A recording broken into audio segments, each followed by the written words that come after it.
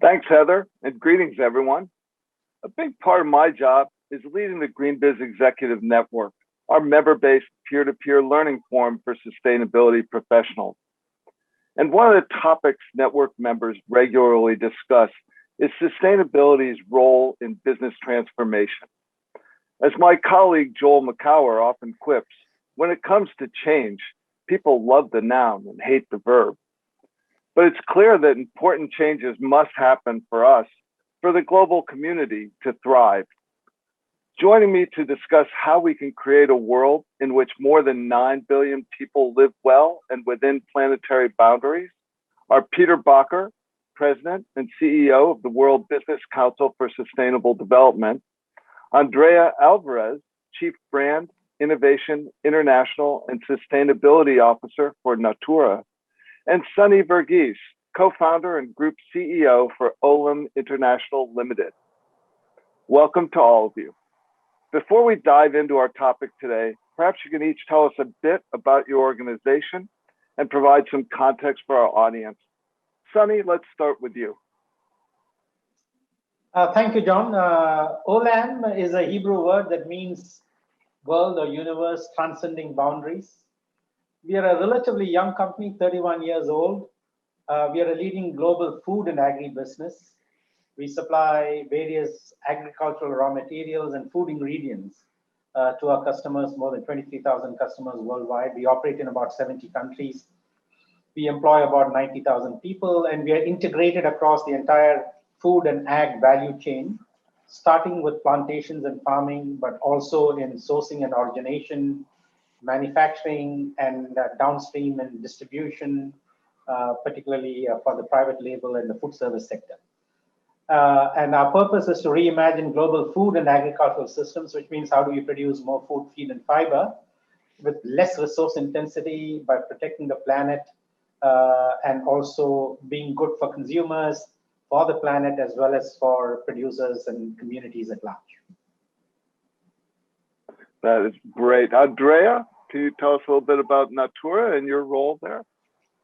Yes, it's a pleasure to be here. Thank you. Well, Natura is a Brazilian-based company that was founded in 1969 by Luis Seabra, and that later had different partners that joined the group. It is a company that is based, and its essence and reason for existing is to promote the harmonious relationship of individuals with themselves, with others, and with nature, of which we are a part of, through the focus on cosmetics and relationships. In the past 5 years, we've joined forces with 3 other companies. So we concluded the acquisitions of Aesop in 2016. The Body Shop came in 2017. And last year, actually 1 year ago, we included Avon in the Natura Co group family. And so we are now the 4th largest pure play beauty company in the world, or beauty group in the world, with 6 million consultants or representatives spread across the world, 34,000 employees, 3,000 stores in 100 countries. That's the Natura Co group. Fantastic. And Peter, I'm sure most people watching this will know the World Business Council for Sustainable Development, but you can give them a little bit of a reminder. Yeah, great. Thank you, John, and thanks for having me. So WBCSD is a CEO-led organization bringing together more than 200 global companies to accelerate the transition to a sustainable world. Even slightly younger than Sunny's Olam, we're 25 years old. And we bring companies from all around the world, all sectors together, 19 million employees, $8.5 trillion revenues. So mainly working with big multinational companies on the big sustainability challenges. So I know that part of that work has been to develop frameworks, and 10 years ago, WBCSD released Vision 2050. Can you give us a reminder as to what that vision entailed? Yeah, well, actually, in your introduction, you already mentioned it. 10 years ago in 2010, Vision 2050 was published. was at that time the first time that large companies came together to look at what are the trajectories that the world economy is on, came to the conclusion that these trajectories offered some severe challenges, environmentally, socially, and then formulated a joint vision. That vision said, as per your introduction, that the world is going to move to have more than 9 billion people. We want all people to live well, and together we should live within the boundaries of the planet.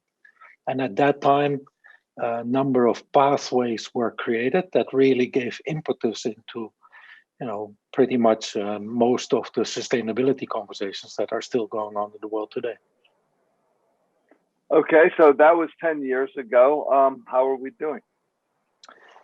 Yeah, so one step back is, as I said, we exist 25 years. So we thought it was time to prepare a gift for the world to celebrate that moment.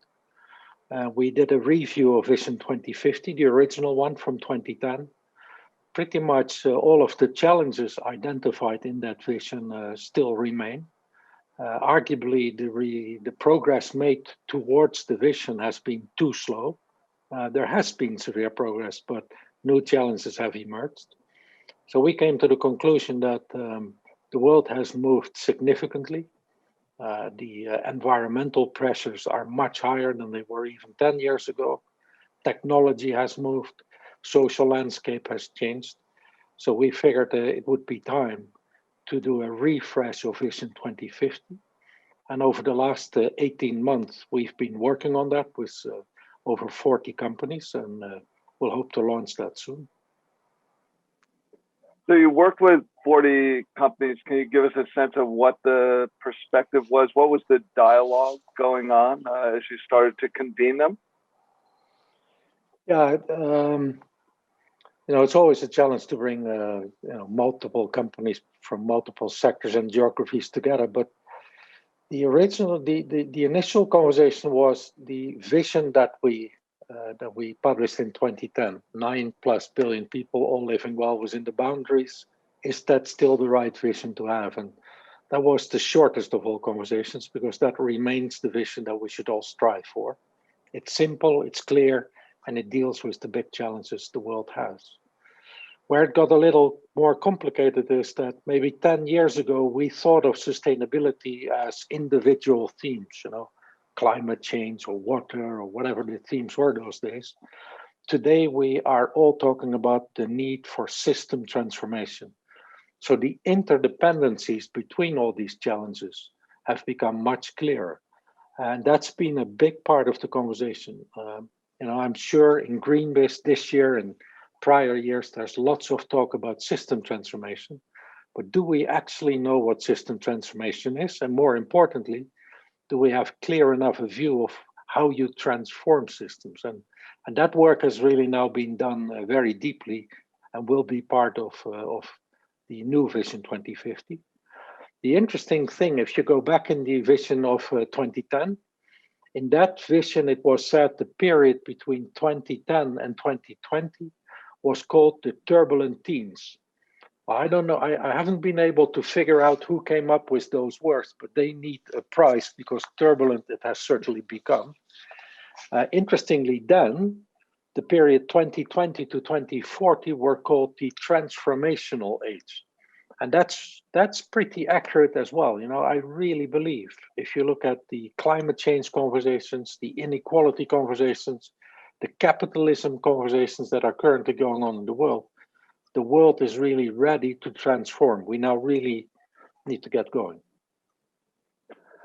Well, unfortunately, the start of the 20s has brought us with a worldwide, 100-year pandemic, event of a global pandemic. So I'm wondering, you've set this plan, the plan forward for companies to work with governments and other nonprofits, other organizations. I'm just wondering, are we going to have the courage to build back better? What should be the inspiration as we try and handle this pandemic and all of the climate-related things that you're talking about?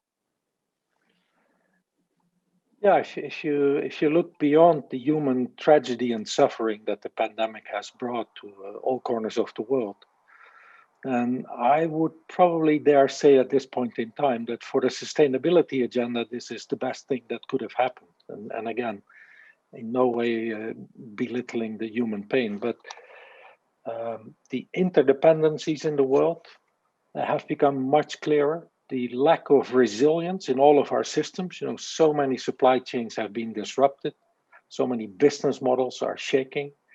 The inequality is spiraling out of control and has only been accelerated by the whole pandemic.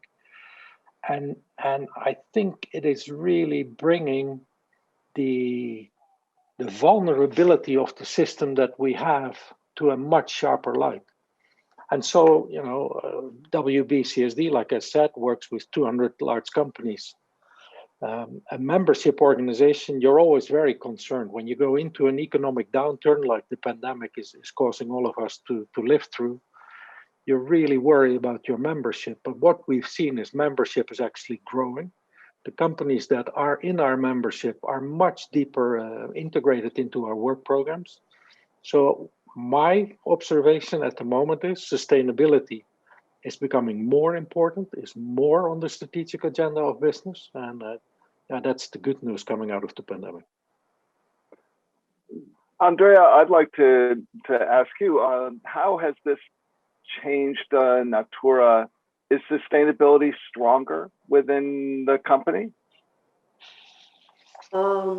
By all means, yes. Although I do think we have the virtue of having embedded sustainability since the beginning of this company. Interdependence is a value that has guided the decision making and the choices that we have made over the course of the 52 years of the company.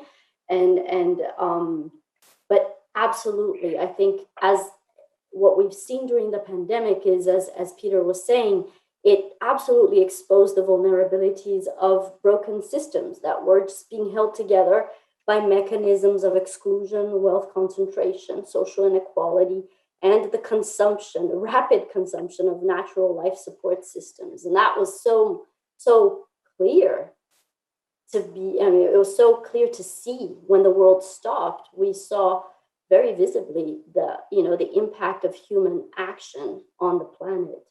And I think that has touched everyone in a way. And I think it has flattened the world in the sense, even if temporarily, in putting us in, to look with a critical view on our ways of living and on the systems that we have created. And if we have created them, we probably have the capability to reassess and redesign them for more sustainable business models, for more sustainable economic systems, for more sustainable mechanisms of social distribution and of wealth and equity. So yes, it has. I think it only made us more certain that being Natura and being even more Natura makes sense. In the middle of the pandemic, we announced to the world our commitment to life, which is our sustainability vision 2030 for the entire group. And it has been very much inspired by the WBCSD 2050 vision, the original one and now the revised version, where we have established very clear commitments on climate action and defending the Amazon, human rights, the defense of human rights and transparency, as well as evolving to circularity and regeneration in every single part of our value chain. And to having done that in June of 2020, I think was a very important stake in the ground as to what we think is the path that we must follow. And Sunny, over the past year, you've seen this pandemic grow. Has it changed the perspective at Olam in terms of sustainability and your programs? I think for Olam, sustainability has been at the heart and engine of our business. It's interwoven into our business. It's not a risk mitigation strategy or scoring public relations brownie points, but this is how we do business. But definitely in the last 1 year, as a result of the pandemic, it has acted as a catalyst and a massive trigger to really renew and double down on our efforts to become more sustainable. And what started off as a health pandemic with all its devastating consequences and tragedy actually has also migrated into becoming a hunger pandemic with more than 135 million people around the world in many countries that we operate in, now at the level C stage of food insecurity. But apart from that, it has also become a poverty pandemic. More than 100 million additional people are now below the $1.90 poverty line in low-income countries. And in upper middle-income countries and lower middle-income countries, there's 177 to 180 million additional people who have become poor. Just in Africa, 150 million frontline workers have lost their jobs or have partially had reduced incomes. And they support 5 people on an average per wage earner. That means 750 million people in Africa out of a total population of 1.35 billion people. 56% of the African population have been deeply impacted from a poverty standpoint. And of course, you have then all the business issues in terms of the demand side shock and the supply side disruptions and the financial market shock, which in these low-income countries and developing economies where nobody is willing to lend a helping hand, as all countries are turning inward and trying to meet the challenges they face in their countries. So Africa needs at least $500 billion of support to navigate through COVID. They have received 45 billion, right? While the whole world has spent more than $22 trillion. So it is dramatically skewed income gaps and wealth inequality and income inequality in a dramatic way. So although we have been a sustainable company from the beginning, this has dramatically triggered and catalyzed a significant acceleration and doubling down on what we need to get done to build back better. So we just have a few more minutes left. So I want to open it up to all 3 of you. Peter, I know that the report will be released next month, I think, and it sort of takes the SDGs as the North Star. But on the ground, what's the advice to business for how they can make this transformational 2 decades that we're looking at? Yeah, so the vision will come out end of March. It will define 9 pathways for transitions. I think each business needs to figure out which of these pathways are relevant to them. But then the real thing that comes out of this, and that's really new thinking, is unless we change our collective mindset, all of this academic stuff on transformations won't really happen. So we need a mindset of regeneration, not of nature destruction. We need to think deeper about resilience, and we need to reinvent capitalism.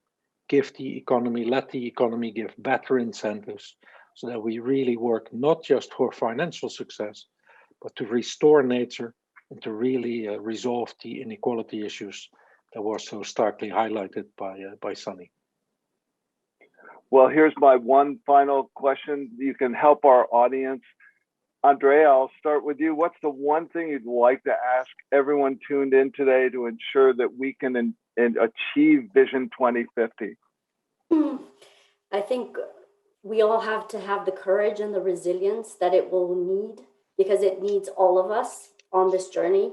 That actions speak much louder than words. So it is time to act, and that it can't no longer be good for just a few. It has to be good for everyone. We need to move from this individualistic aspect of how we approach things and look at the collective. The playbooks have to change. We need to reinvent the playbooks. Sunny, what's your one piece of advice for our listeners? All of us in the panel believe that there are 3 major developmental challenges that confront us this century. There's a climate emergency, there's a collapse of nature and biodiversity, and there is systemic poverty, racism, and all kinds of discrimination. So these are the 3 major challenges. And we've had 3 phenomenal, miraculous global agreements to deal with them. We have the Paris Accord, we have the UN SDGs, and we have the Convention on Biodiversity, which this year in China will come up with the next plan on the CBD. But in all of these plans, The UN SDGs is 5 years old. We have a 15-year window to complete that, achieve those goals. We are nowhere near achieving that, right? So why is it, despite 195, 196 countries coming together and making these commitments, in the case of UN SDGs on 17 goals, 169 targets, very granular, we are not getting there. The first thing for me is we have to make individuals change. If you're not the change that we want to see in others, there's zero chance that we can change the world. But there's only 5 or 6% of the world's population, like Andrea and Peter, who have born with naturalistic environmental intelligence. They get it. That is one of their intelligences. But 95% of the world's population are not blessed with that gene or that intelligence. So how do you get people who do not see a direct benefit, in economic benefit of becoming sustainable in their lifestyles, in their ways, to actually be induced to adopt a sustainable lifestyle? That is the starting point. Otherwise, we can have all these grandiose agreements. We will not change anything. Thanks, Sunny. And thank you, Peter and Andrea. I guess taking from Sunny, we need to all go out and be the change that we want to see. So thanks, everyone.